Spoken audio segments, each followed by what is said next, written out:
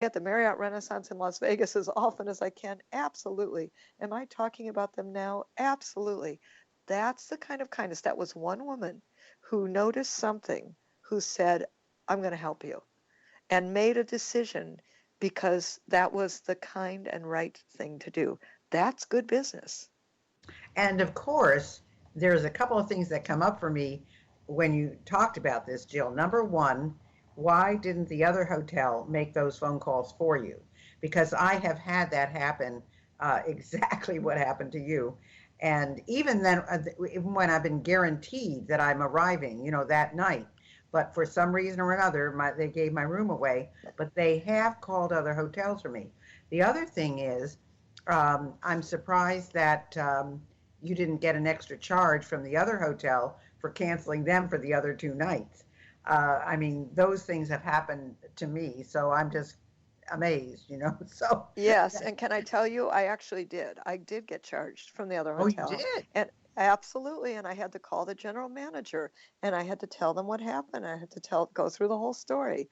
And he said, to his credit, I'll make an exception and I'll take it off. But the truth is, that wasn't their, they have a quote unquote booking policy.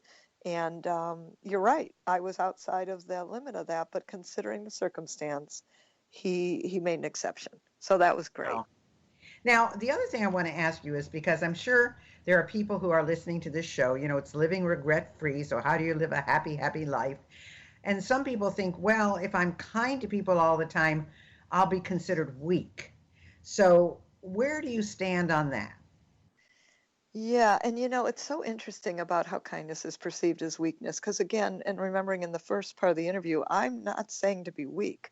I say be strong, have good boundaries, know what you need, and ask for it, and ask for it kindly. That's a good thing. But, it's not about weakness. It's about having, you might be considered to have a good heart. Wow, what a great thing for people to say about you. That's a beautiful thing. And sometimes some people may think, oh, yeah, she's so kind, I can do whatever I want. And, they may think that, but I find that if you're kind, that you can also be strong. You can have good boundaries. You can say what's needed in the moment and still always, by the way, do it kindly. But you can also, when people are reacting, or you're even feeling reactive, I think we all have, we feel reactive, we feel, like you said, impatient. And so, what I particularly try to do then, and I say try, I'm not perfect either, is to be as kind as I can in the moment and to watch my reactions, because I think reactivity is where kindness can go out the window. you know? Well, I agree with you. And that's one of the things that I was going to ask you about. How do you expand the spheres of influence by being kind? Mm. Well, I think when you're kind, people talk about you. They spread the word, I've noticed even with the book Profit of Kindness, I'm tapping into some people that maybe I haven't talked to in a long time. And they're like, of course, I'm so glad to help you. You've always been kind to me or good to me or helpful to me. And so they're happy to help, even if it's 3 years since we haven't talked or, things like that. So that's how you expand your sphere of influence, that people remember, people talk about you, hopefully always good. And even if it's not, then, you do your best to rectify it or to help the situation. But I think that that's part of what happens when you're kind, is that the circles get bigger and bigger and bigger, and that people are talking about you. As I like to say when I teach publicity, I like to call it the I've heard of her somewhere syndrome, right? That people are talking about you in a good way and spreading the word. So how do you do this? I mean, how do you communicate in kinder ways? I mean, people, I'm sure, don't set out to be miserable, and I'm sure they don't set out to give you misery, and I'm sure they don't set out to have a terrible day. But things happen in the course of the day, and people become frustrated. So, how do you communicate in kinder ways? Well, a couple things. One is slow it down. I find that if I am feeling a reaction to something, I will not make the call or send the email or send the text back in that moment, because that's not the right moment. That's not the right moment to respond or react. If I am feeling any of those things. So that's one thing.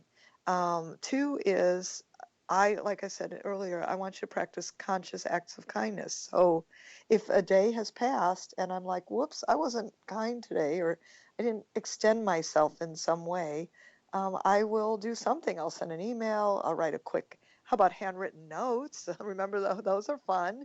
People enjoy those. And I will just take a moment and do something. So I think really also, being aware of your environment, like what's happening around you. Does somebody need help?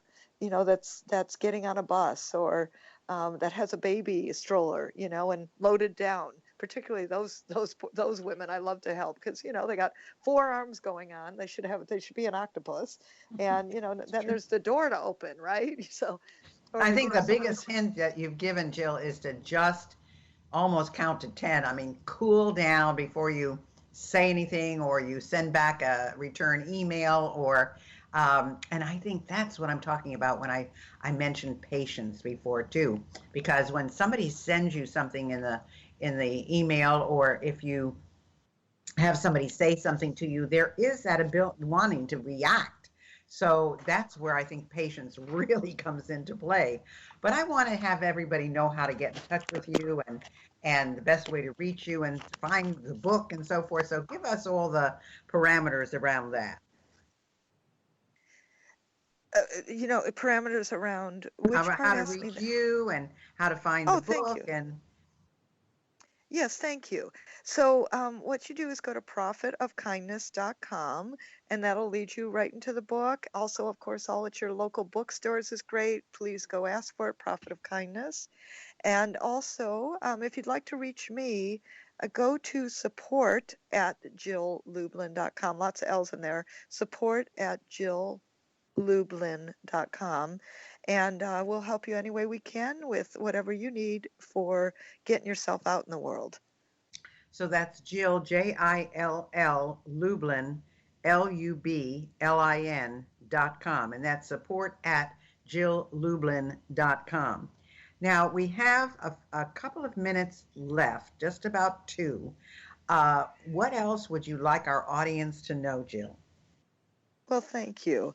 I think what I'd like to do is you're reading the book, pick one of the words, whatever it is, generosity, flexibility, patience, and practice that just a bit more. I just loved it as I was writing each chapter, how in that moment I really had to reflect on that in my own life. Where was I practicing it? Where could I improve? What was needed more? And I think if we stay aware and awake every day to what can we do that would make us more kind and more effective in the world, I have found that the kindness will always make you more happy, more wealthy, more full of people to serve, and coming from a place of being kinder. It is the new way, and companies are doing it. And I frankly think everyone listening should look for ways to do it too, in their business and in their life. Well, I can tell you, as someone who knows Jill pretty well, that she does epitomize kindness and she does try to help as many people as she possibly can. So I'm not sure how much of a stretch it was for her to write this book because she's a natural at this. But again, if you want to Thank you. reach her, it's support at Jill Lublin. That's JILLUBLIN.com. And if you want to get the book, go to of kindness profitofkindness.com, and that will take you to the book. And if you go to a bookstore, ask them for it. And if they don't have it, tell them to order it for you, because that way they'll know that it's something that you really want and it brings you back into the bookstore for them. So always to help them and help you and help Jill. And I just want to say thank you so much for being with us today, Jill, and good luck with this book. Thank you, Gail, and thank you so much for having me.